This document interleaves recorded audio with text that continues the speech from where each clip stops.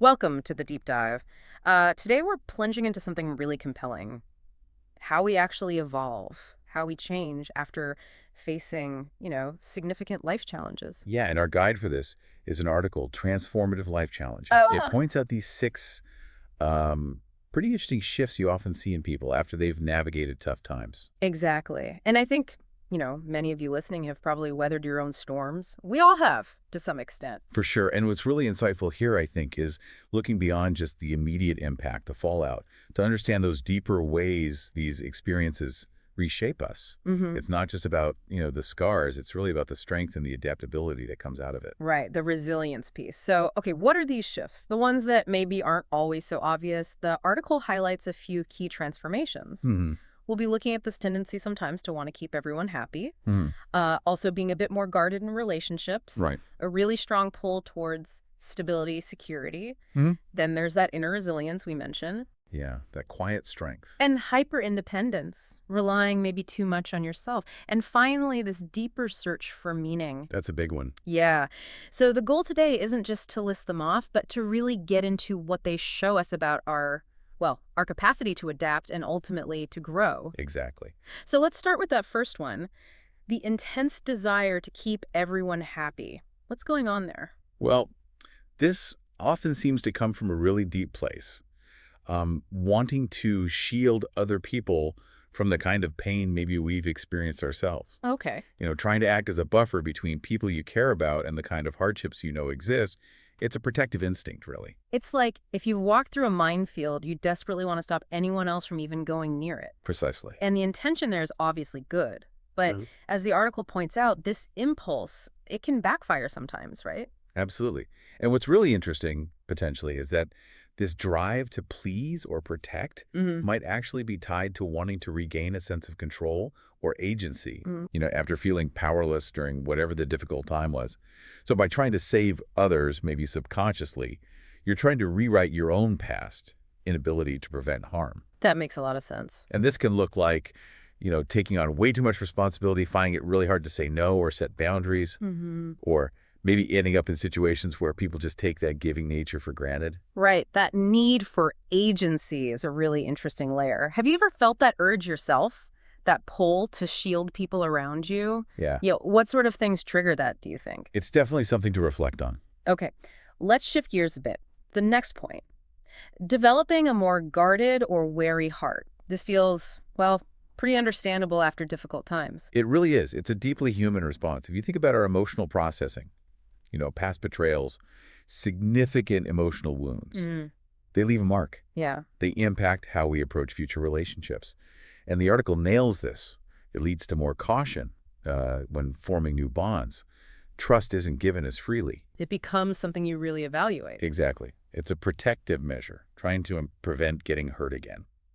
It's almost like your internal sort of threat detection system gets dialed up permanently after you've been burned emotionally. Kind of, yeah. Constantly scanning for risks and new interactions. But importantly, the article also says this isn't necessarily like a life sentence, right? It's not fixed. Correct. Yeah. That's a key point. While that initial caution, it serves a really important self-preservation role. Mm. The article emphasizes that positive experiences gradually building real trust over time that can soften the guardedness. Okay. It's not about staying closed off forever. It's more about learning to discern who's genuinely trustworthy, who's safe. That heightened awareness can actually evolve into just being more discerning. That definitely offers some hope. Yeah. Can you think of times, maybe personally or seeing it in others, where trust became more carefully guarded after a tough experience? How did that caution kind of show up? Yeah, it manifests in different ways for different people. Okay, our next point explores a different kind of need that often pops up. This strong desire for stability, security, feeling grounded again. Ah, yes. And what's revealing here is how those major life disruptions, they can just fundamentally shake our sense of balance, our equilibrium. Totally. So the article points out this yearning for structure, for routine, for a predictable environment. Yeah. It's a direct reaction to feeling chaos and uncertainty. Right. It's about actively trying to get back some sense of control when the world felt, well, totally unpredictable. It's like after a big storm hits your house, the very first thing you want to do is just rebuild something solid, right? Create a safe harbor. A haven. And the article mentions simple things like establishing routines, seeking out predictable places. Why are those seemingly small things so powerful after upheaval? Well, if we think about our psychological well-being, those routines, that predictability, Mhm. they provide this crucial grounding. Yeah. They actually reduce the mental load of constantly having to make decisions Yeah. in uncertainty. They create a framework where we just feel safer. Think of them like anchors. Anchors in the storm. Yeah, I like that. Yeah, anchors in that sea of uncertainty. And that frees up mental and emotional energy. You can redirect it towards healing, towards rebuilding, instead of just constantly bracing for the next wave. That makes perfect sense. Creating anchors. Mhm. So after a big change, what are some common ways you see people trying to rebuild that stability? What patterns tend to emerge there?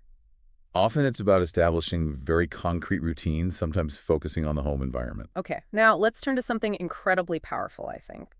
Inner resilience, perseverance. Yes. This, I believe, is really core to how we navigate life's bumps, the big ones and the small ones. Yeah. The article describes it so well as that quiet internal strength, the thing that stops us from just giving up when things get incredibly tough. That voice inside. Exactly. And what's fascinating, and maybe a bit paradoxical, is that the challenges themselves, while painful, they actually help build this inner fortitude. Right, you get stronger through it. Each time we navigate something hard, we learn, we adapt, and we come out with a slightly greater capacity to handle whatever comes next. It's that deep inner voice that just insists, no, you keep going, despite everything. The article really captures that. It does. Thinking back maybe to a time you faced a really significant hurdle, what was it that drew on that inner resilience? What kept you moving? That's a good question. Reflecting on those times, it's often a mix of things, isn't it? Maybe a fundamental belief deep down that you can cope. Even if you don't feel it at the time. Right. And maybe the support of others, even in small ways, which we sometimes underestimate. Mm-hmm. And maybe connecting to some kind of purpose, something bigger that acts like a compass. Mm-hmm. The article's focus on this inherent strength is so important because it really highlights our ability not just to survive, but often to actually grow through hardship. Absolutely. Which leads us nicely into the next transformation. And this one can sometimes feel like a bit of a paradox. Hyperindependence.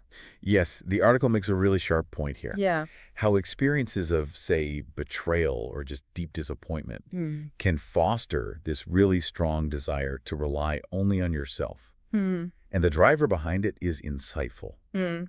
It's this powerful attempt to avoid future pain, future disappointment, by just minimizing how much you depend on anyone else. Mm.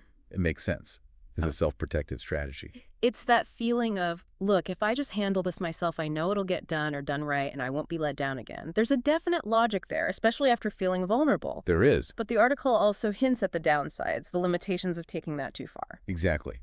While being self-reliant is obviously a good thing, a valuable asset, Sure. an extreme version, true hyperindependence, can actually lead to isolation, feeling cut off. So the article gently reminds us, it's important to still be able to ask for help when you need it, Yeah. and to be able to trust others appropriately.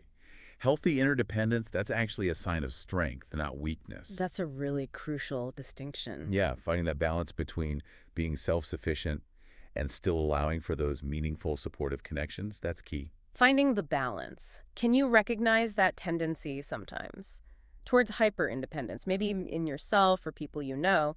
What kind of past experiences do you think typically feed into that really strong self-reliance, have be to the point of pushing others away? It often traces back to specific instances where relying on others led to significant hurt or disappointment. Okay. Finally, let's get into the sixth transformation, the search for meaning in life.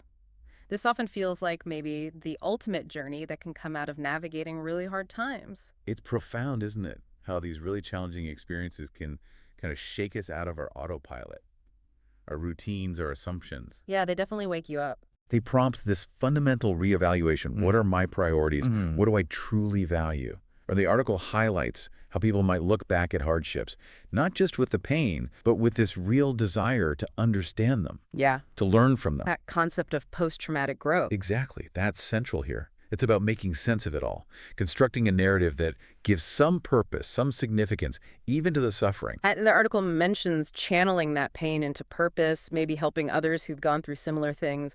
That feels incredibly powerful. It really is. If you connect this to just like basic human psychology. Mm. That quest for meaning is core to who we are. Mm-hmm. Difficult experiences can sometimes strip away all the surface level stuff, right? Yeah. And they bring into really sharp focus what truly matters on a deeper level. Mm-hmm. And the article's emphasis on post-traumatic growth, it just underscores our amazing capacity, not just to recover, but to actually come out stronger, maybe with a clearer sense of purpose. It's about transforming suffering into something meaningful, maybe even beneficial in the long run. Have challenging times in your own life ever pushed you to re-examine what's really important? Maybe led you to find a new meaning or a new direction because of those experiences? It's definitely something powerful to think about. Absolutely. You know, these 6 shifts we've talked through today, they aren't flaws. They're not shortcomings. No. As the article really beautifully shows, they are, in fact, evidence. Yeah. Evidence of having navigated life's difficulties and often having emerged stronger for it. Yeah. They really stand as testaments to our resilience, our adaptability, our quiet courage when things get tough.